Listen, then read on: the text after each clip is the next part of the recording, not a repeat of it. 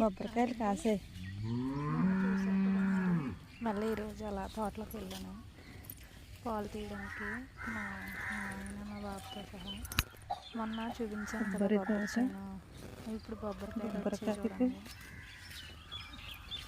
బొబ్బరికాయలు వచ్చాయి, ఇంకా ఇంకో 20 రోజులు అయితే కోసుకోవడానికి కూడా అవుతుంది. అలా నడుచుకుంటూ వెళ్తున్నాను అంట. ముందున వెళ్తున్నాడు మా చిన్న అబ్బాయి. కొబ్బరి తోట, ఇది కొబ్బరి తోట అండి. దాని తర్వాత పామాయిల్ తోట ఉంటుంది, అది మాది. ఇది మా పెదమాంగారిది అండి కొబ్బరి తోట. వేరొకరు తీసుకున్నారులేండి, వాళ్ళు వేసుకున్నారు బొబ్బరి చేను, మంది కాదు. అందులోంచి అలా వెళ్ళాలన్నమాట. వెళ్ళి అక్కడ చూడండి ఆవులు ఉంటాయి, పాలు తీయాలి. నాకు పాలు తీయడం చచ్చిపోయినట్టుంది రేట. వంగ మొక్క కొద్దిగా ఎక్కువ నీళ్ళు. వంగ మొక్కలు చూపించాను కదా మొన్న, ఇది వాటర్ వేస్తున్నారు అన్నమాట మా పెద్ద అబ్బాయి వంగ మొక్కలకి. మొన్న చూపించాను కదా ఫ్రెండ్స్ వంగ మొక్కలు, అవి మిరప మొక్క, ఒక 5 మొక్కలు కదా. కాయలు కాసినప్పుడు మళ్ళీ వీడియో తీస్తానండి.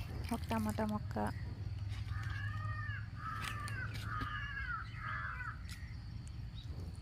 వంగ మొక్క, టమాటా మొక్క. చాలా తక్కువ వచ్చినట్టుంది బావా. గడ్డి 10,000 అండి బాబా గడ్డి.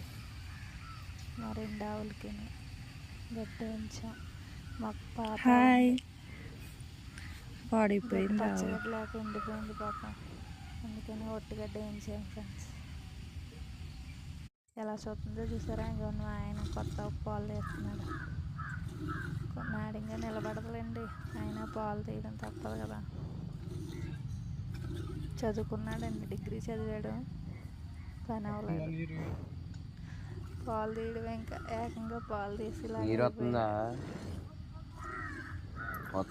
బండి డిస్కంటిన్యూ చేసాడులేండి. ఏ గడ్డి ఉందో రోజు అరగంట సేపు తీయాలండి బాబు. ఆవు పాలు గట్టిగా పడతాయి.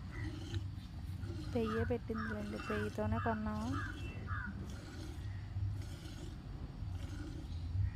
ఈ వ్లాగ్ నచ్చితే లైక్ చేయండి, షేర్ చేయండి, సబ్స్క్రైబ్ చేయండి, సపోర్ట్ చేయండి.